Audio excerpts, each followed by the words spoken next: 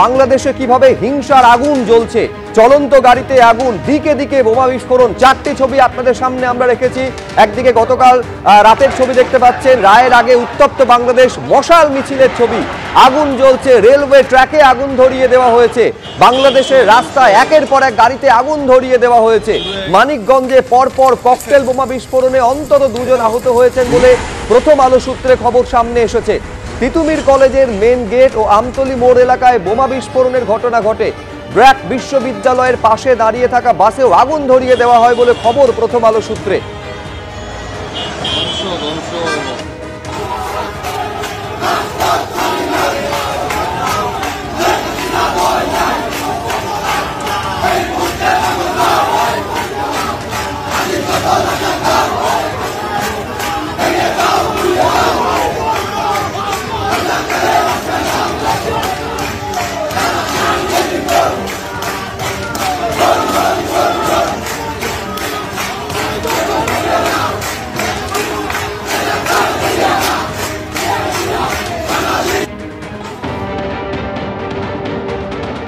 ফাঁসি হবে কি কারাদণ্ড কোনটা হবে সেটা জানতাম না। এখন শুনতে পারলাম যে ওনার ফাঁসি হবে, আমার ফাঁসির আদেশটা হয়েছে। And it is very unfortunate for our society. As a human being আমি বলতে পারি যে বিচারহীনতা যাকে বলে, বিচারহীনতা।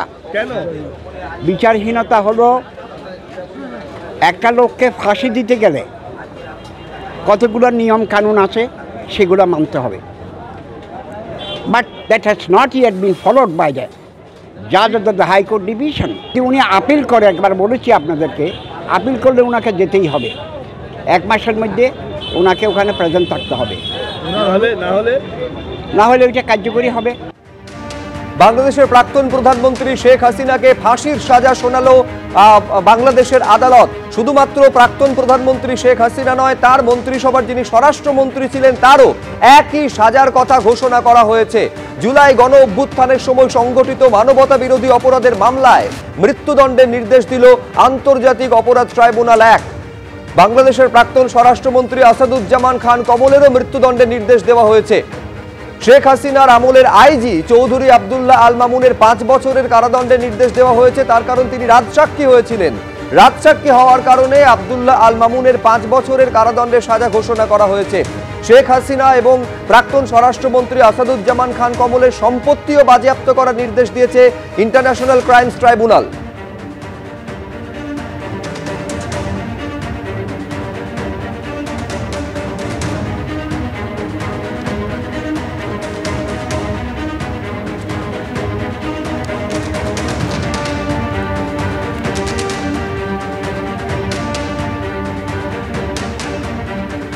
আমি আরো বিস্তারিত এই নিয়ে জানবো, সরাসরি কথা বলবো। অর্ণব মুখোপাধ্যায় আমাদের প্রতিনিধি রয়েছেন আমাদের সঙ্গে।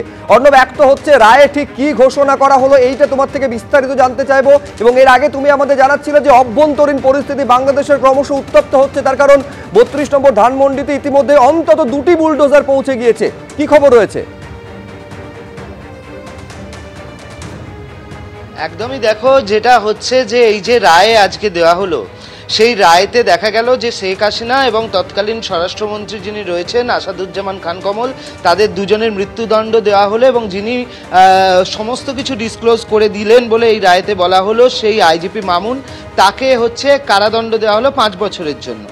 এখন যেটা আসাদুজ্জামান খান কমলের সঙ্গে আমাদের কথা হলো কিছুক্ষণ আগে, তিনি বলছেন যে এই বিষয়ে একটা পুলিশের এই যে গণ অভ্যুত্থান হয়েছে তখন এটা ঠিক যে তিনি বেশ কিছু বৈঠকে অংশ নিয়েছেন, কিন্তু সেই বৈঠকগুলোতে অংশ নিয়েছেন মূলত হচ্ছে যে কিভাবে যারা আহত হয়েছেন তাদেরকে কিভাবে রেস্কিউ করা যায়, কিভাবে তাদের হসপিটালে নিয়ে যাওয়া যায়, এই বিষয়গুলোতে তারা মূলত বৈঠক করেছেন। আর পুলিশের ওপর যে ধরনের অ্যাটাক হয়েছে তাতে পুলিশ গুলি চালাবে না পুলিশ পুলিশ কি করবে সেটা সম্পূর্ণভাবে পুলিশের সিদ্ধান্ত। যে জুলাই অভ্যুত্থানের কথা বলা হচ্ছে এটাকে খুব স্পষ্টভাবে তারা বলছেন যে এটা হচ্ছে একটা পরিকল্পিত ছিল, এটা আদৌ গণ অভ্যুত্থান ছিল না।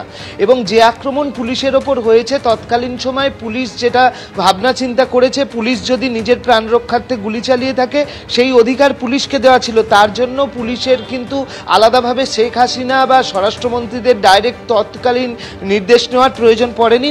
সেই সময় যা ঘটেছে তারা যখন মনে করেছেন যে রিস্ক আছে, তারা যা ব্যবস্থা নেওয়ার সেই ব্যবস্থা নেওয়া হয়েছে। এবং দ্বিতীয় বিষয় হচ্ছে, বলা হচ্ছে যে এই যে যিনি আইজিপি যার কথা বলা হচ্ছে তিনি অত্যন্ত দুর্বল মানুষ এবং তার উপর প্রেশার তৈরি করা হয়েছে এমনটা বক্তব্য। আজকে মূলত যেটা দেখা গেল যে তারই এই যে আইজিপি যাকে আমি একবার তোমাকে থামাচ্ছি অর্ণব, তার কারণ যে দুজনের সাজা ঘোষণা করা হয়েছে, একজন তো হচ্ছেন শেখ হাসিনা প্রাক্তন প্রধানমন্ত্রী এবং দ্বিতীয়ত তিনি হচ্ছেন আসাদুজ্জামান খান কমল, যিনি শেখ হাসিনার মন্ত্রিসভার স্বরাষ্ট্রমন্ত্রী ছিলেন। এই রায় সামনে আসার পর তিনি কি বলছেন, প্রাক্তন স্বরাষ্ট্রমন্ত্রীর বক্তব্য এসেছে, দেখবো একবার। বাংলাদেশের জুডিশিয়ারি সিস্টেম শেষ হয়ে গিয়েছে।